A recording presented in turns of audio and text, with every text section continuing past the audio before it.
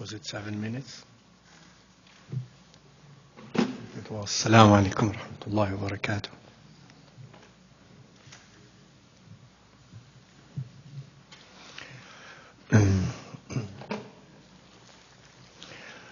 Bismillah, walhamdulillah, wassalatu wassalamu ala rasulillah, wa alihi wa sahbihi wa man wala. We continue, inshallah ta'ala, where we left off a few moments ago. And the next production you have in front of you is about al-hukm al-wada'i. And I spoke briefly about what al-hukm al-wada'i was, to distinguish it from al-qanun al-wada'i, and they have nothing to do with one another.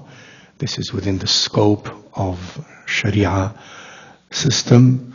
Al-qanun al-wada'i is a word to mean a sentence or a statement to mean secular canon, secular law.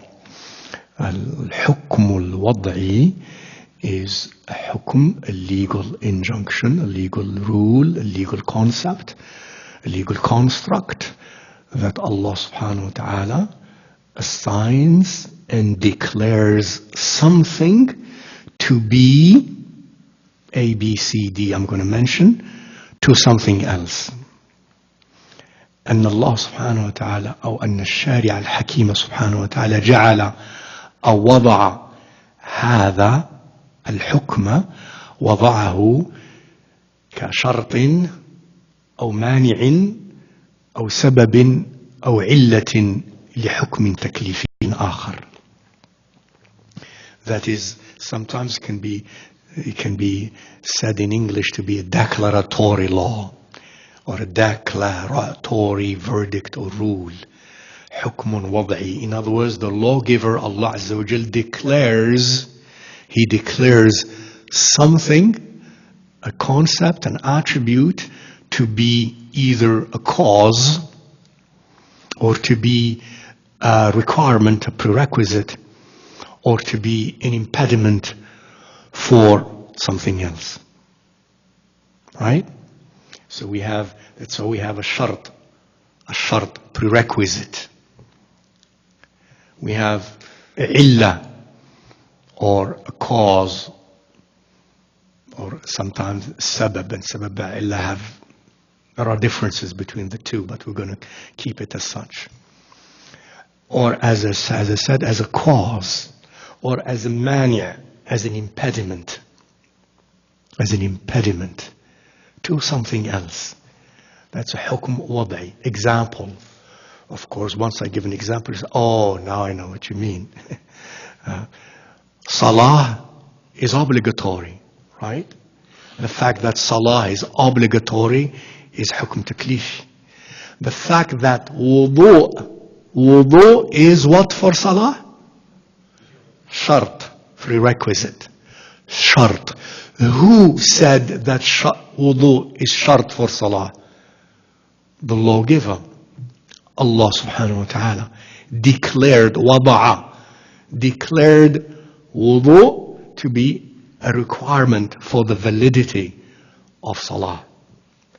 So جعل الشارع الحكيم الوضوء جعله شرطا لصحة الصلاة. So, do I have anything to do with it?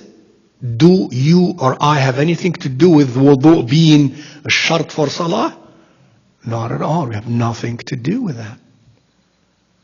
We have nothing to do with that. All we have to do is we comply with the other command. That the other command is that wudu is shart and therefore obligatory. So that's a shart. Shart is hukm wada'i. For example, mani', an example of mani'. Najasa. You all know najasa. Defilement. Najasa is a mani', is an impediment against what? Against the validity of your salah.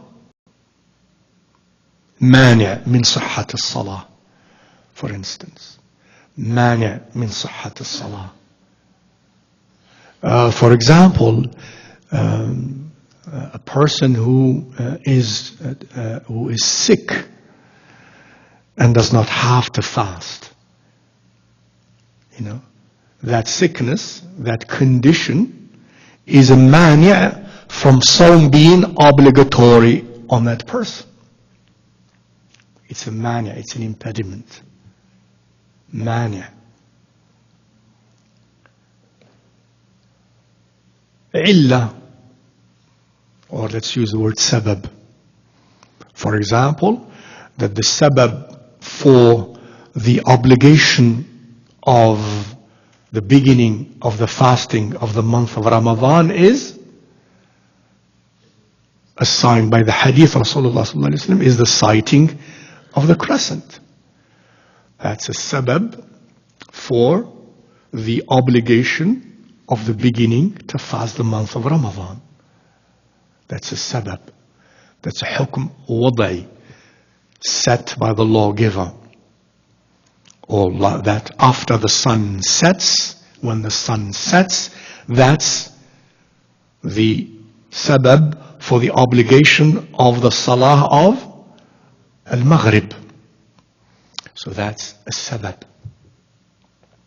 Illa is something similar but different. Illa is an operative cause. It's a little more involved in concept. A little more in concept than the concept of sabab. For example, the illah of having the concession not to fast during the month of Ramadan, illah is traveling, for example, sickness, for example.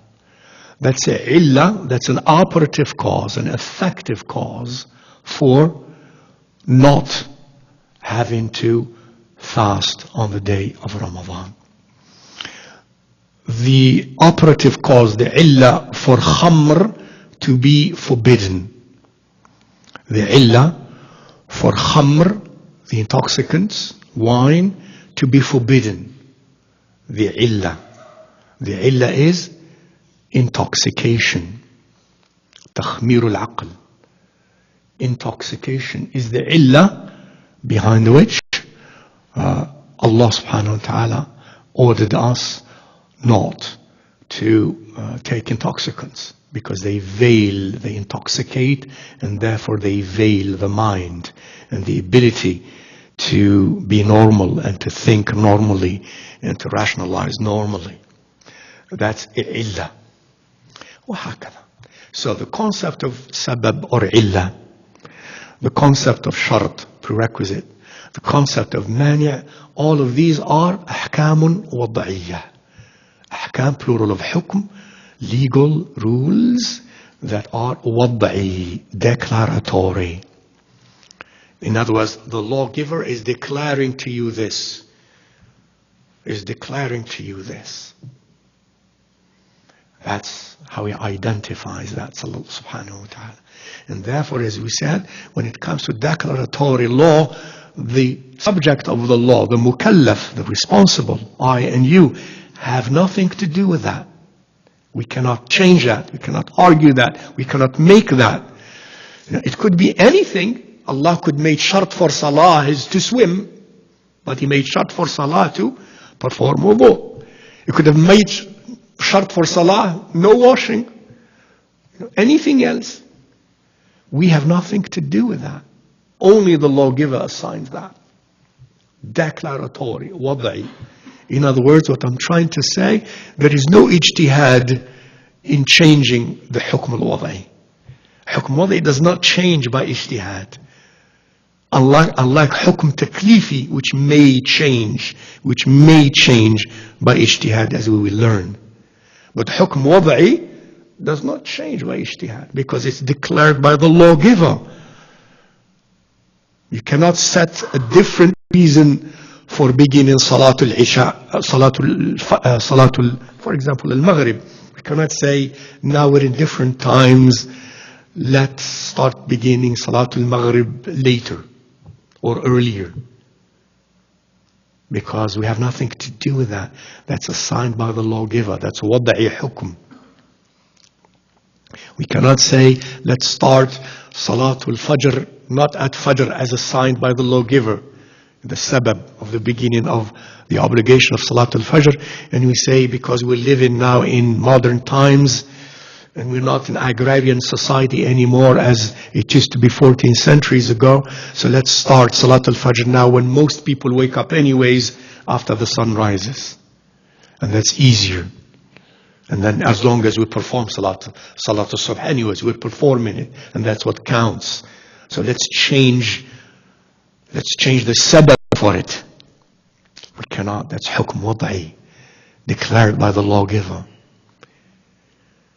The mujtahidun can argue about whether hukm taklifi, which we shall learn about later, whether hukm taklifi is still at the same level of taklif now or not. They can argue that.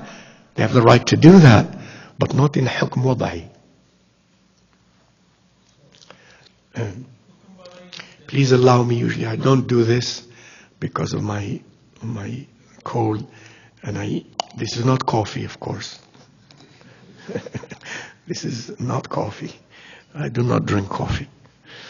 This is some honey and lemon and tea together. Bismillah. Yes. Is hukum badi definite and explicit, or, for example, in the case of long-term hold, right? Case of what? I'm sorry. So then the illa for Maghrib doesn't arise, for example, right? Say that again. I'm sorry. The hukum badi definite and explicit forever, or is there a scholarly leeway to a debate on exceptional situations? For example, in the northern hemisphere, there's no Maghrib sunset happens in a certain time, like summer. So does that give? No, of course. I mean, it's obvious. Because it doesn't set, then Maghrib is not to be assigned in accordance with the sunset. But Maghrib was assigned by the lawgiver as after sunset. Anywhere there is sunset. So where there is sunset, of course, where there is sunset, that cannot be other than sunset. When there is no sunset, then ijtihad comes. That's why we have hukm wada'i, as I said, also qat'i and dhanni. Right? We have hukm wada'i qat'i, definitive, and probabilistic. In this case of the ijtihad of the ulama, when there is no sunset, their conclusion, whatever it is going to be probabilistic. Because there is no text definitive about it, for instance.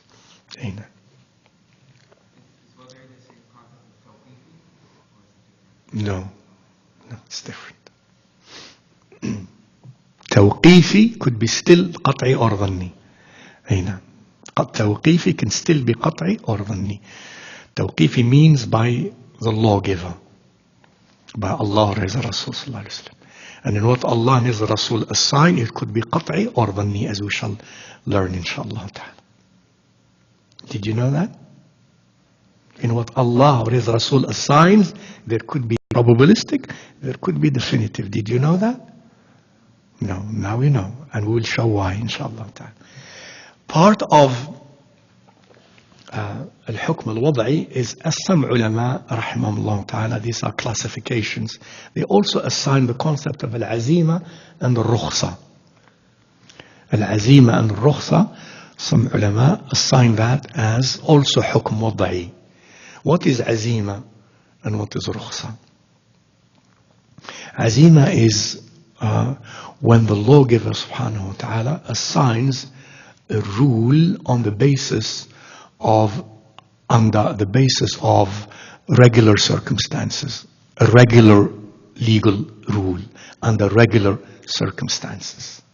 Azima. We do that, in other words, with no other impediment or no other special circumstance around that issue. For example, when we are healthy and sound, alhamdulillah, it is azima to perform salah. The obligation of salah is azimatan. Azima. Under regular circumstances. What we need to know here, that when we usually ask a question and the ulama answer, it is always generally answered, assumed under azima conditions, under regular circumstances. Meaning what? For example, when you ask a person about, you have performed this salah or fasted this way, is what I did right or wrong, etc. It is always assumed under regular circumstances. The answer that is going to be given, it is under regular circumstances. But some ulama pay attention and ask the right questions to the one who is asking questions, because people sometimes don't know how to ask questions properly, and they may be misled, or they may have an answer that is not what actually is the answer, because the way they phrased the question. So under regular circumstances is azima. Under special circumstances is concession, rukhsa. The concept of rukhsa. Rukhsa is in a sense the opposite of azima, under irregular circumstances. So if I'm asking another question about my salah or my sawm, but actually my circumstances, I was sick, or I was traveling, or I was under coercion, or under fear. That's not regular circumstance. That's rukhsa. So the division between azima and rukhsa, this rule is azima, this rule is rukhsa, is usually assigned by the lawgiver. So that's why it is classified by many ulama as a hukm wad'i. But the major hukm wad'i are, as we said, the sabab, al-illah, al-shart, and al-mani'. Azima and rukhsa may come under the classification also of hukm wad'i. So sometimes we are faced with special conditions, special circumstances. And those special conditions and special circumstances may warrant different actions than the regular actions. And many people sometimes are unaware of that.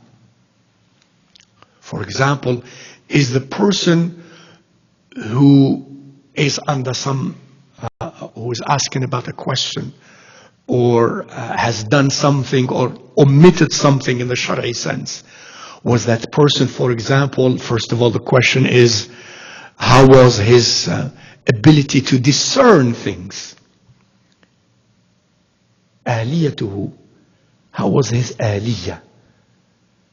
Was he in full-fledged authority of himself, awareness of himself, and so on and so forth? Or was he in a condition that altered that state of ahliyah? That needs to be known before final verdict. And many times that exists, but it is not explicitly mentioned, for example, in the questions. And then al-rukhsa itself, al-rukhsa can be daruriya or hajiyah, I would say. The reason that leads to concession, the reason that leads to concessions in rulings could be either essential or could be convenience. Both exist in the Shara. Not only because of necessity and essential reasons, but sometimes the concession occurs because of non-essential, however, convenient reasons. That's called al-haja in the Arabic language. We shall talk about that in due time, hopefully today, if not other times, more so inshallah ta'ala. But just to keep in mind the concept, what goes on in the minds of whom? Of the scholars, of the mujtahidun, of the ulama rahimahumullah ta'ala. That which does not even sometimes come tangentially to the minds of many of us. And we assume certain simply general overview of things, and we think it's detailed. But all these details are occurring in the trained, experienced mind of the mujtahid, rahimahullah ta'ala.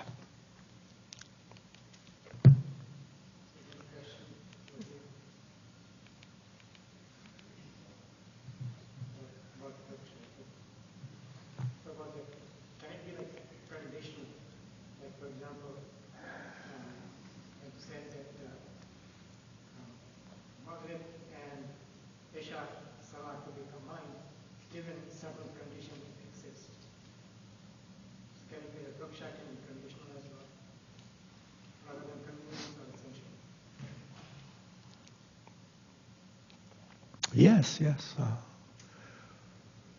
If I understood your question correctly. Rukhsa, yeah.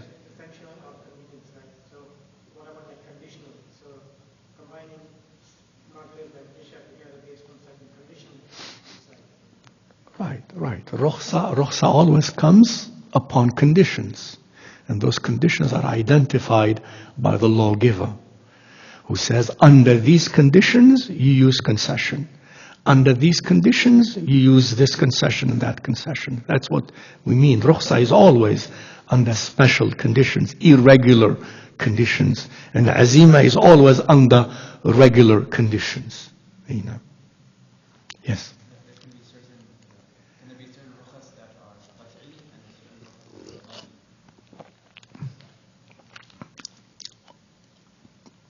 What did we say? You're right. حكم وضعي. حكم وضعي. رخصة is a حكم وضعي. And حكم وضعي can be قطعي or ظني. Right? أين? Good questions. All these are very good questions. Simple but good questions. The next thing is a حكم تكليفي. We said there are two أحكام شرعية. حكم وضعي and حكم تكليفي. Now, the ulama look at hukm. What is a hukm taklifi? I'm going to start with, down here. Al-wajib, al-fard or al-wajib, al-mandub, al-mubah, al-makruh and al-haram. And then leave the rest, sahih and batil, to the end. Hukm taklifi is either one of these 7 or 5. First of all, let's take the 5 ones.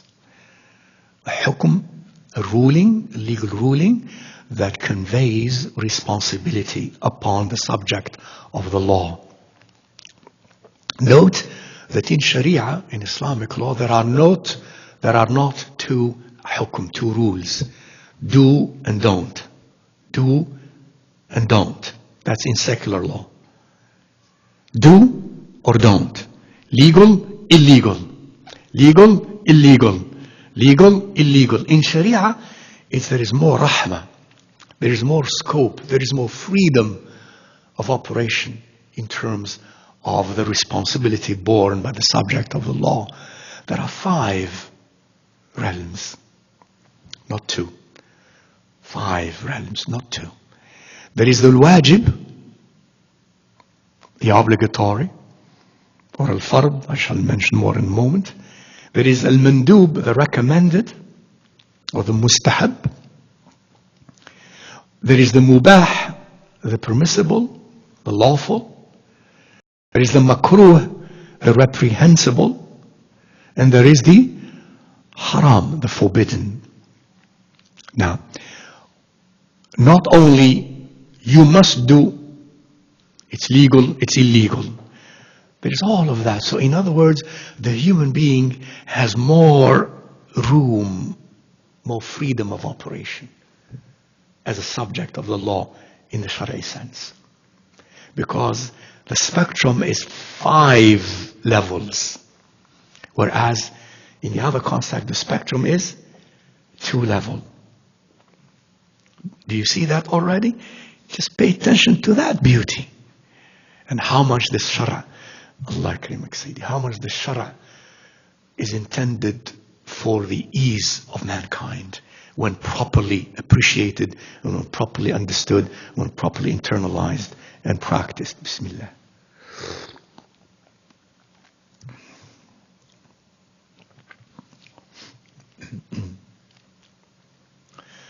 And al-wajib, how is it defined?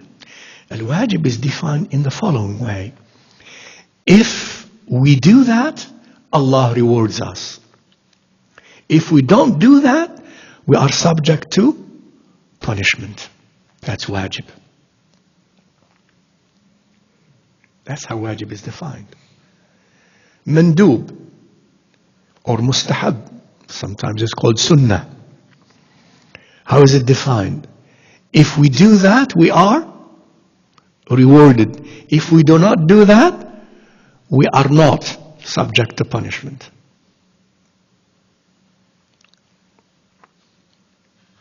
Thirdly, mubah. Yeah, mubah. Mubah, permissible, lawful.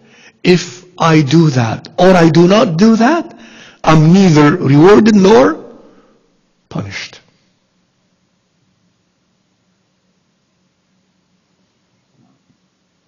Makruh or reprehensible. If I do not do that, I am rewarded.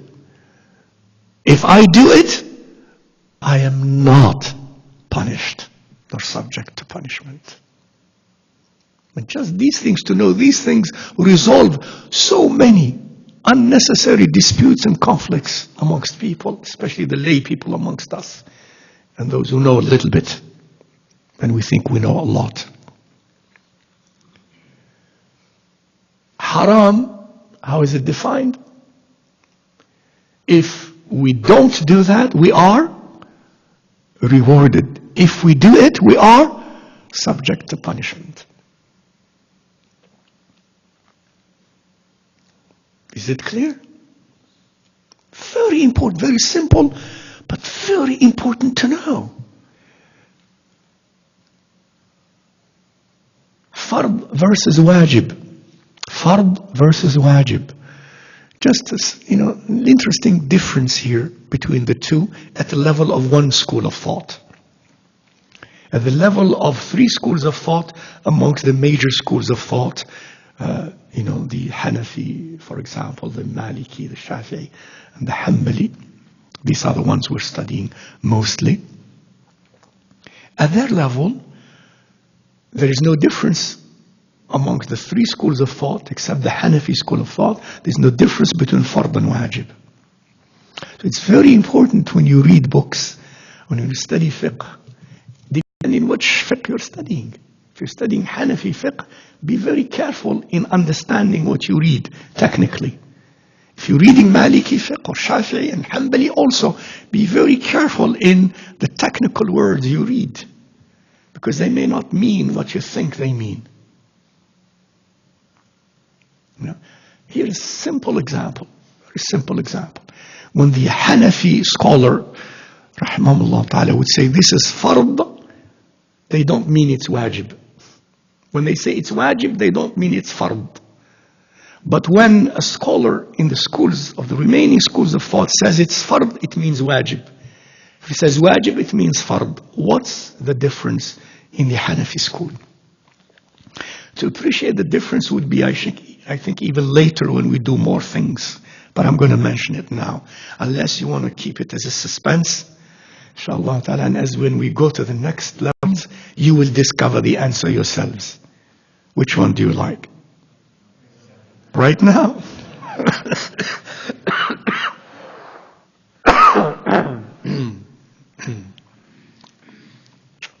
You lack some spiritual dimension. You'd enjoy it if you waited. Khalas, we'll do that. In the Hanafi jurisprudence, fard is fard because, first of all, of two things.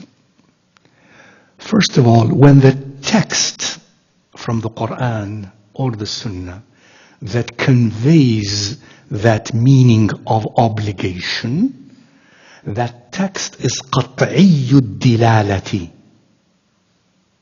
Afwan, the text is qat'iyyu dilala for sure, but qat'iyyu thubut. When the text, I repeat, that conveys the meaning of obligation is قطعي الثبوت, definitive in its origin, not probabilistic.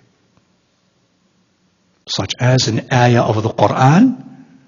An ayah of the Quran is قطعي in its thubut, is قطعي in its origin. It is 100% sure that Rasulullah sallallahu alaihi wasallam conveyed that message, that ayah, through Jibreel alayhi salam.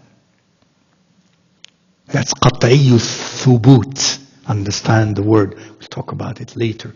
قطعي الثبوت. A hadith may be قطعي الثبوت, may be ظني الثبوت.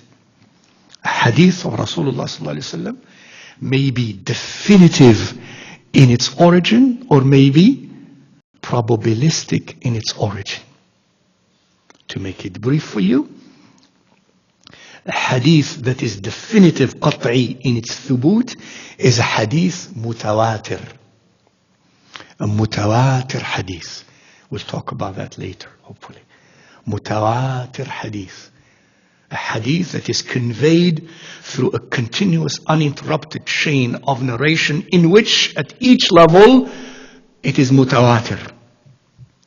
At each level the number of those who communicated that hadith at each level of the chain is so numerous that it becomes impossible customarily for them to have concocted together a text like that. That's a rational analysis. Rationally, it's impossible for it to occur at each level of the chain of narration. That's mutawatir hadith. An example of mutawatir hadith, you should never forget this one. Once I learned it, I don't know how many years ago, I never forgot that one. It was so powerful. As a hadith mutawatir, subhanallah, I find in this a miracle. That hadith mutawatir says, من كذب علي متعمدا فليتبوأ مقعده من النار. Subhanallah. Whosoever says a word of me that I didn't say and said that I said, let that person be told of his seat in hellfire already. This is mutawatir hadith. This is of the topmost authority in terms of thubut in hadith. This hadith is a mutawatir hadith. Subhanallah. Do you see what I'm trying to convey? La ilaha illallah. This is قطعي الثبوت. This is قطعي الثبوت. من كذب علي متعمدا فليتبوأ مقعده من النار. Any ayah of the Quran is قطعية الثبوت, not الدلالة. قطعية الثبوت. Any hadith that is not mutawatir, is called ahad. Hadith ahad. And hadith ahad can be authentic or inauthentic. And that's why the science of hadith criticism is all about that. Now, when a text, whether in the Quran or in a mutawatir sunnah, conveys a meaning of obligation, that obligation in the Hanafi school is called fard.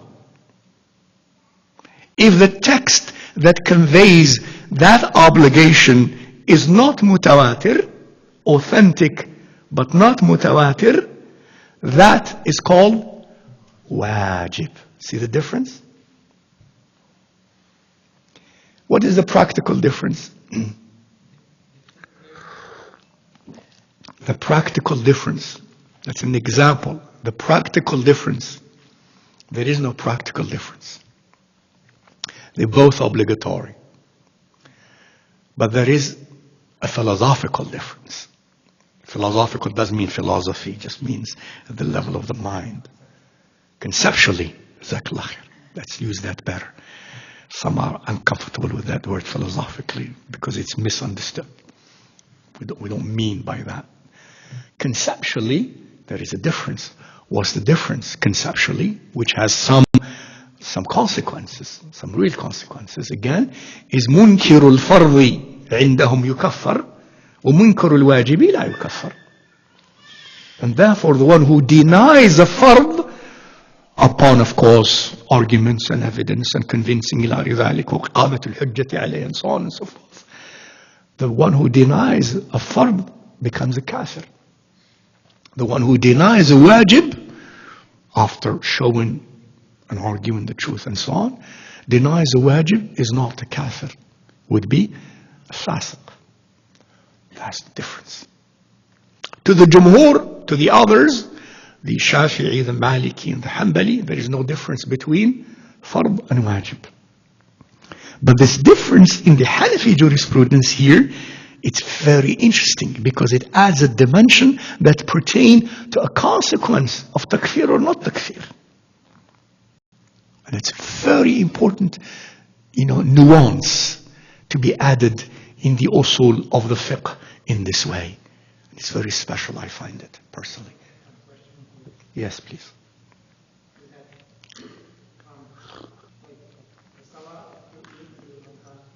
Excuse me?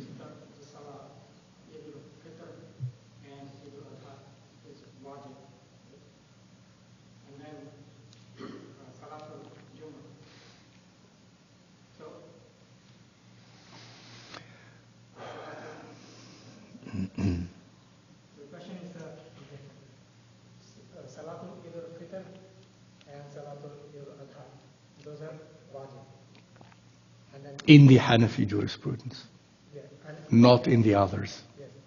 So, and then Salatul Jummah is part. No. Salatul Jummah.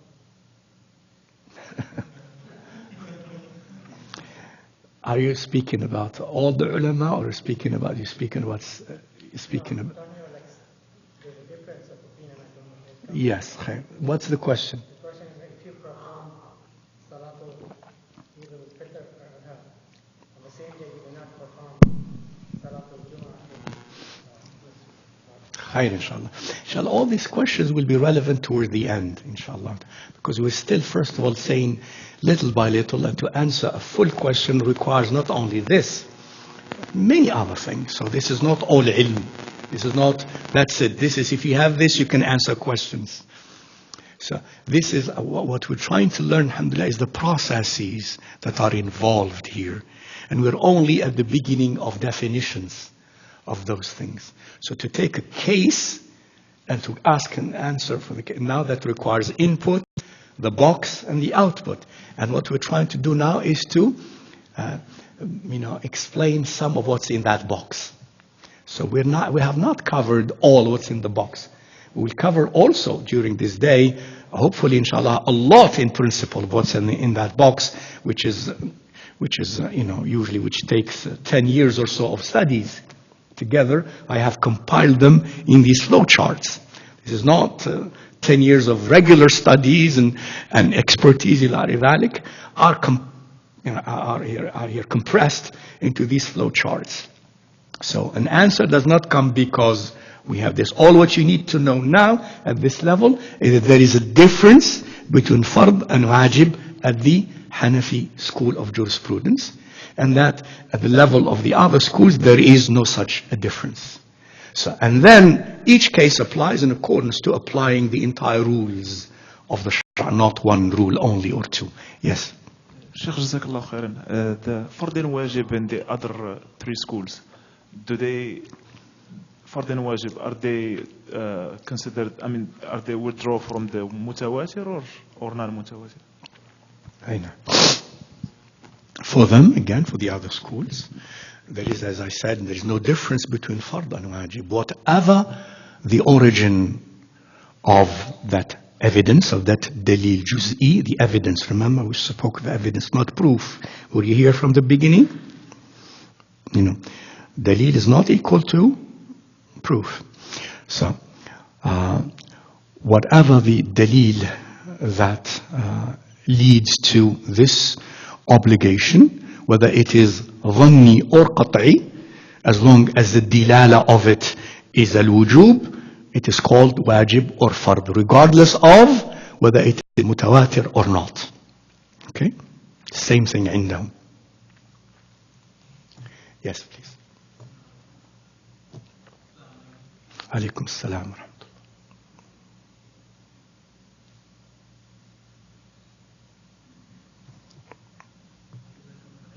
الله. Good question. You mentioned that the fourth is fourth because of two things. One is that the text that conveys meaning of obligation should be qat'i thabut. And what is the second condition for the fard to be fard? For the fard to be fard? Yeah, you mentioned there are two things that make something fard. One is the text should be qat'i thabut. It should be the origin should be qat'i. But that's all I said actually about probably what I was saying. I would say putting it in this way, that the meaning of obligation, we shall come to the concept of dilala later, the meaning of obligation that is extracted from the text. The meaning of obligation extracted from the text must come from a text that is qat'i al-thubut. This is it. To call it fard in the Hanafi jurisprudence. No, that's an example. I gave you an example of qat'i al-thubut. An example of qat'i al-thubut is a mutawatir text. Mutawatir text from the Sunnah or an ayah from the Quran. Because I think most of you should know that an ayah of the Quran is always mutawatira. Is always mutawatira.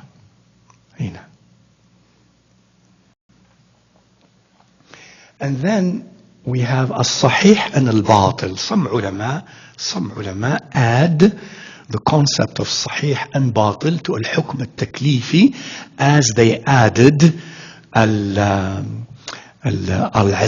and al-rukhsa in al-hukm al-wad'i, remember? Now some ulama have added al-sahih and al-batil in the purview of al-hukm al-taklifi. Sahih means valid and batil means invalid. So the hukm, the rule that this is sahih, they classified, some ulama, they classified as a hukm taklifi. The rule that this is batil, invalid, that is classified as a hukm taklifi as well. Salah without wudu is batil. Right? A contract of sale without the explicit consent of one of the two parties is batil. Okay? So this hukm of sahih and batil is classified as hukm taklifi. Because there is a meaning of responsibility in that. Some would dispute that. Some ulama would dispute that. But overall, they have classified it in that way.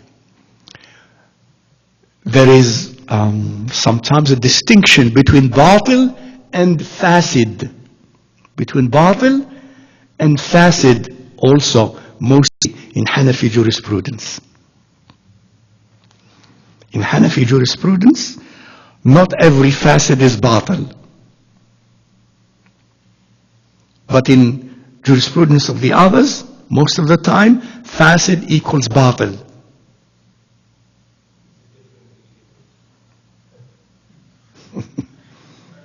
Now that's an invalid question. That's سؤال غير صحيح ليس في محله. So, batil, fasid.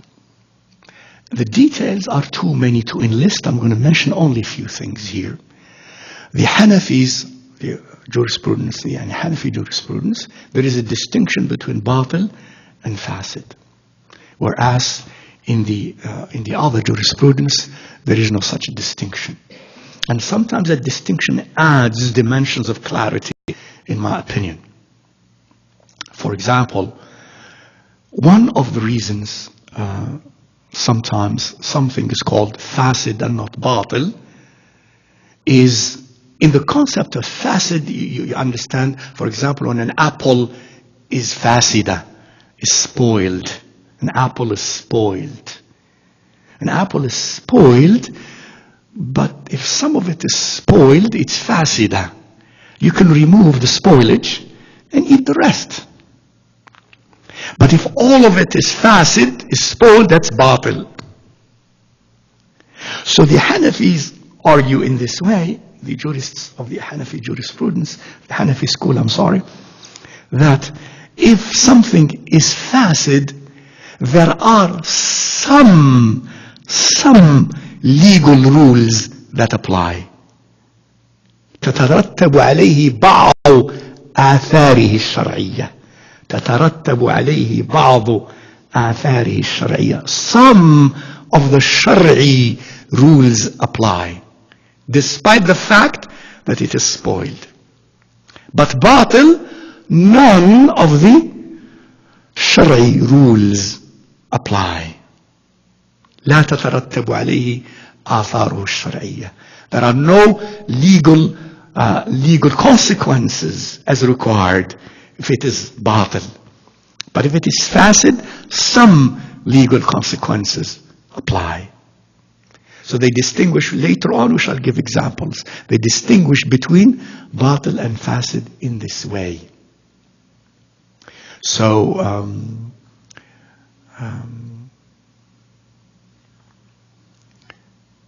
if one, for instance, in accordance to some, if one conducted, let's say, a sale contract, if one conducted a sale contract, and there were two witnesses, and there were the two sides, and both consented, and the commodity that they exchanged was discovered to have some flaws in it. And it was signed, and it was discovered later. This contract would mean, most likely to the jurists, the Hanafi jurists in particular, it is fasid, not batil. That some of the legal consequences will be pursuant to that. Such as, what are some of the immediate legal consequences of a valid contract? Possession. Possession, moves from the seller to the buyer, for example. And the benefit of it, to use it.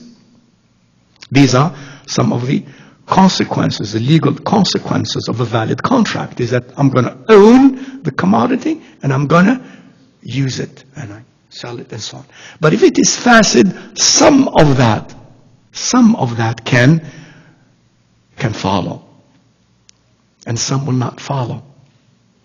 Because once I complain, no, there is fasad, there is fasid, or the other side complain, no, actually I sold it to you and I have a contention about your side, then some consequences have followed and some will not follow. You cannot sell that anymore, for example. Some consequences follow, some consequences do not follow. A contract of marriage could be fasid or batil. And there are consequences that follow and consequences that do not follow. Simply the point here, again, at this level, we'll give examples hopefully later, to realize that also there is this detail of when it is sahih, valid, when it is invalid, batil. And in each case, there are some nuances that are very, very important, that make a huge difference. Whereas, for example, a group of scholars says, if you perform salah in a robe, nowadays, not robes, but in a shirt or in a pair of pants that you stole,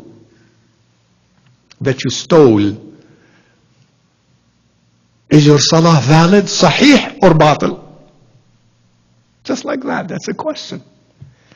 Is your salah sahih or batil? In this case, some say your salah, if it is done properly, is sahih, is valid, but you have committed a sin for which you have to be accountable. The other side said, another group of scholars says, in this case, your salah even is invalid, is batil. And there are arguments as to why, which hopefully we'll come to at the moment later on, because of the definition of what is batil and what is fasid, and what are the conditions for a transaction or an action to be valid or invalid. In this case, I'm going to tell you something, lest I will not have time later, just in case we don't. There's a beautiful argument here. The argument is like this. Are you following me so far? If some of you are beginning to be clouded, that's okay. But some are not clouded, and some are a little bit, and some, it's okay. But to understand, first of all of you understood the importance of these concepts that escape most of us, even students of ilm, even sometimes, I contend, some whom we call nowadays, all respectfully, including myself, scholars. That escapes that in the process. Just to see that the process is so involved and so rational. To jump to conclusions about right and wrong and to conclusion about bid'ah and kafir and kava are very dangerous and very unscholarly oftentimes. So that's what, first of all, we all understand. It's easy for everybody to understand. Now, in case of salah, لأن النبي صلى الله عليه وسلم نهى عن الصلاة في الثوب المغصوب وفي الأرض المغصوبة. That Rasulullah صلى الله عليه وسلم نهى, how do you translate naha? Not Sheikh Khalil. How do you translate naha? Huh? That's what I expected, wrong. And that's what everybody does. I like that. We shall come to that later. Now you know where we're leading. And that itself leads to confusions, to disputes, to confrontations. Especially in people interested in ilm and reading and listening to deen and wanting deen, they end up fighting each other for translating nahi or understanding nahi as forbidding. And most do, even people of ilm. Which it is not, we shall show later inshallah ta'ala. So, naha Rasulullah sallallahu alayhi wa sallam. I'll translate first of all naha at this point. He sallallahu alayhi wa sallam spoke a negative command. Positive command versus negative command. Do, don't. Naha. That we perform salah in a usurped land, or we perform salah in a usurped or stolen property, garment. Now this nahi, this negative command, does it imply if we still do the act with that nahi, violating that nahi, is this act of ours valid or invalid? The fact that it is haram or makruh, it depends, is clear. Is it valid or invalid? It's another question. Is it sahih or batil? Now, the ulama who said it is sahih, but we have committed the dhanb obviously, say it is sahih. Why? لأن النهي هنا واقع على وصف غير لازم للصلاة منفك عنه منفصل عنه. Because they say the nahi here, the act, and therefore the negative command, was upon the attribute, an attribute that has nothing to do with the internal attributes of salah, but with an attribute external to the reality of salah. A garment has nothing to do with the process of salah itself. Wherein a garment is not part of salah. Salah has what? Takbir, recitation, ruku', sujood, and so on. This is salah. this nahi, this negative command, has nothing to do with the internal components of salah, which are the arkan, the internal components of salah. It has to do with something external to salah. And also, in other words, that is not always there. It can be removed, removable, separable, a separable attribute. Outside salah and separable also. And they say, if the attribute of nahi is upon the attribute of negative command, the reason for that negative command is upon an attribute that is outside the reality of the thing, external to it, then it does not imply invalidity. It implies sahha, valid. Because what invalidates something is that something itself is affected internally. You can't say the apple is bad if what happened to it is around its air. The air around it was spoiled. But the apple itself is not spoiled. You can say still the apple is good to eat. All of it. That's something of their arguments, rahimahumullah ta'ala. So that's why they say it's still valid. The others emphasize the nahi itself, like the Zahiri school. They emphasize the command itself. And some in the Hanbali school, they emphasize the command itself. Khalas.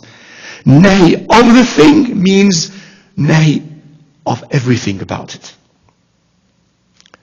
But you see that the arguments are very interesting. You cannot escape.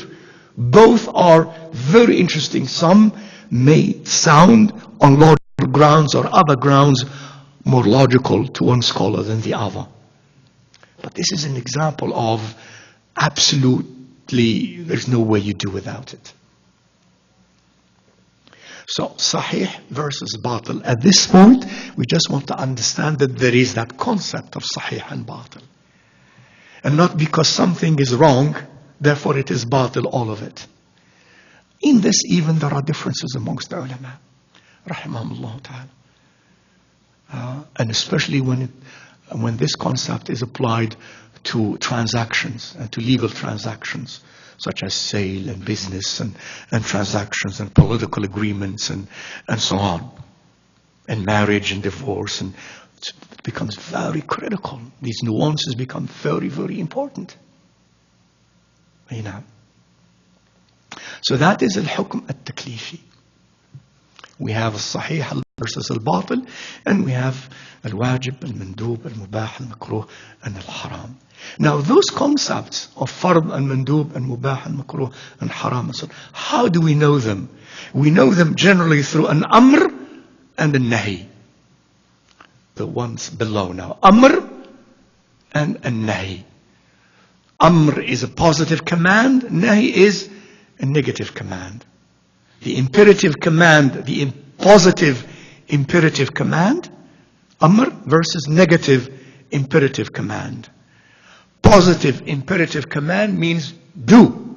The verb of command, do. Eat, do. Sleep, pray, give.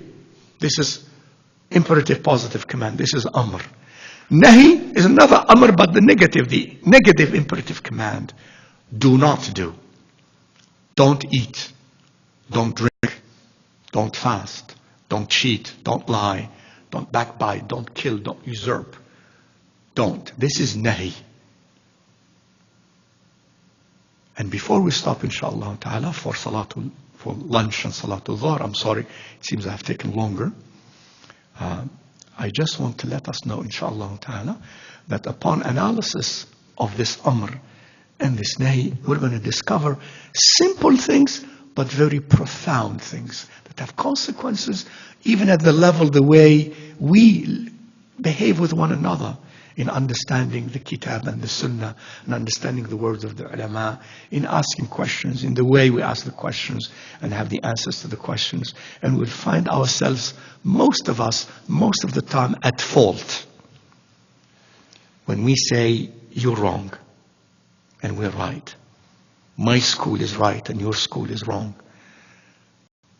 I follow the Kitab and the Sunnah, you don't follow the Kitab and the Sunnah,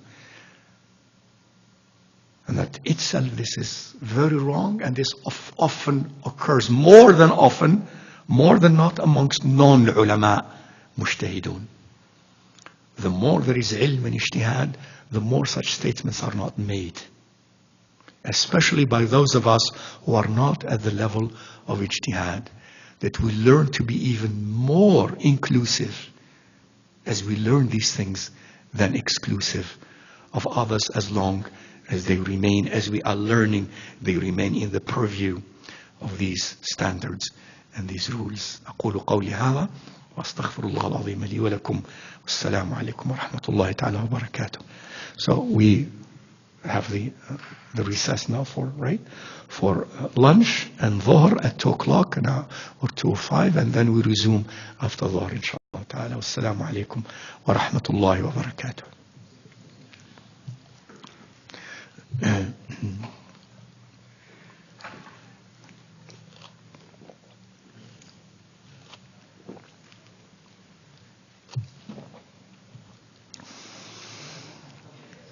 جزاكم الله خير. Allah bless you.